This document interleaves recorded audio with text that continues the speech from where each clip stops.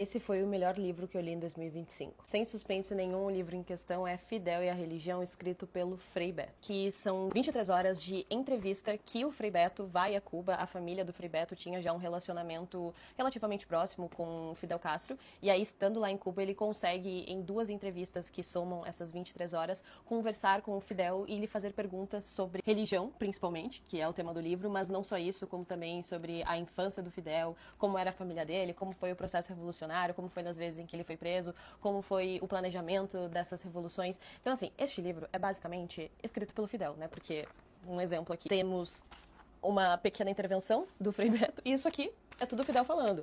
Aqui, por exemplo, em itálico são as intervenções, mas o resto é basicamente como se fosse uma biografia escrita pelo próprio Fidel. E assim, gente, meu propósito com esse vídeo não é trazer o conteúdo do livro em questão, e sim qual foi a minha experiência lendo ele, como cheguei até essa leitura, porque eu gostaria muito de incentivar que vocês encontrassem esse livro na internet. Ele é bem antigo, ele foi publicado em 1985, então provavelmente vocês conseguem achar gratuitamente na internet. Eu comprei a versão física porque, como vocês sabem, eu sou muito do livro físico, então assim, não entrarei em questões de mérito e conteúdo, mas garanto a vocês que é muito interessante a forma como o Fidel concebe a questão da religião, principalmente se tratando de um processo revolucionário, porque a gente tem a experiência soviética, que é muito estudada pelo Fidel. O Fidel, inclusive, é uma pessoa extremamente inteligente. Ele tinha marcado essa entrevista com o Frei, só que ele disse que não conseguiu se preparar propriamente, porque acabou tendo um imprevisto, que é narrado aqui no livro, no dia que havia essa entrevista marcada, então ele não conseguiu estudar toda a bibliografia que ele queria estudar para conceder essa entrevista.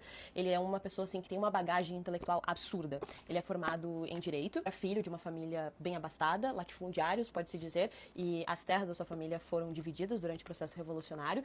Tem todas as especificações aqui de como foi essa divisão e como a religião católica, principalmente, era instrumentalizada pelo imperialismo norte-americano, e porque havia uma certa resistência em se aceitar no Partido Comunista pessoas religiosas, porque as pessoas poderiam ser confessas da sua fé, mas havia uma divergência ideológica para fazer parte do movimento, porque não se tinha confiança de que as pessoas que faziam parte das religiões não seriam infiltrados do imperialismo. De todo modo, nenhum líder religioso foi morto durante o processo revolucionário. Alguns foram presos e a alguns foi dada a oportunidade de irem para os Estados Unidos, mas nenhum deles foi morto. Aí o que eu estava falando, mas acabei não dando continuidade, sobre o Fidel estudar o processo revolucionário soviético, mas entender que ele não se aplica à realidade latino-americana, principalmente porque aqui a constituição subjetiva da nossa população é profundamente permeada pela religião. E é simplesmente incrível a forma como eles conseguiram compreender a realidade do seu povo e fazer as modificações necessárias, como, por exemplo, se aliar à Igreja Católica em benefício do povo. O norte do Fidel Castro era a necessidade de soberania e autonomia do seu povo. Enfim,